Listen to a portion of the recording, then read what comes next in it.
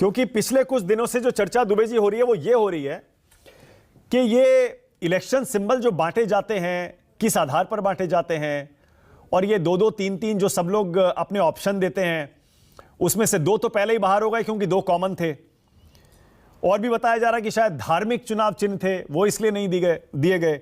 आखिर किस आधार पर यह फैसला हुआ है दोनों को जो ये इनके चुनाव चिन्ह बांटे गए हैं?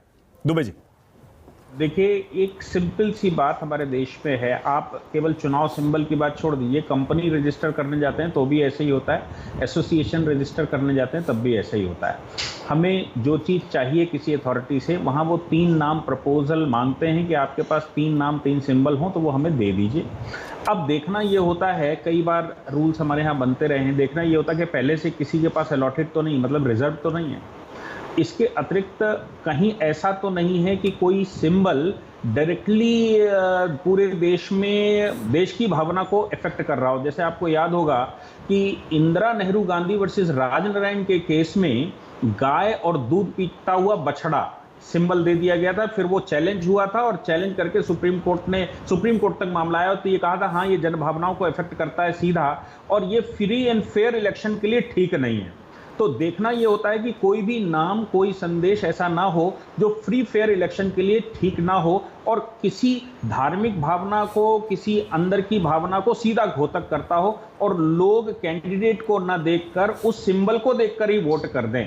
ये सारी चीजें पहले से देखी जाती हैं। उसके बाद प्रपोजल जो आपने दिया है उसमें कुछ रिजेक्ट कर दिए जाते हैं, कुछ प्रपोज किए जाते हैं। अगर नहीं उनके पास होता है तो फिर वो अपनी तरफ से प्रपोजल देते हैं कि भाई ये हमारे पास और हैं, इनमें से चाहें तो आप चूज कर सकते हैं। फिर दोनों के बीच में एक नेगोशिएशन टाइप का होता है कि भाई ये सिंबल हमारे लिए ठीक होगा, प्रपोजल दिए जाते हैं। और जब चुनाव आयोग को ये लगता है कि नहीं ये सिंबल हम दे सकते हैं और इससे हमारे कोड ऑफ कंडक्ट पर कोई सिंबल रूल्स जो बने हुए हैं, सिंबल ऑर्डर 1968 है, सिंबल ऑर्डर 1968 से कोई इफेक्ट नहीं पड़ता, मतलब उसकी भावनाओं के अनुरूप है, तो फिर सिंबल अलॉट कर दिया जाता है। और अगर पार्टी कहती है कि सिंबल हमें नहीं चाहिए तो फिर बार बार प्रपोजल दिए जाते हैं। एटलीस्ट बड़ी पार्टियों को तो दिए ही जाते हैं, छोटी पार्टियों का तो मैं नहीं बता सकता, लेकिन बड़ी पार्टियां तो एक बार नेगोशिएट करती हैं, बात करती हैं कि मुझे क्या चाहिए और आप क्या दे सकते हैं, और ये बेस रहता है।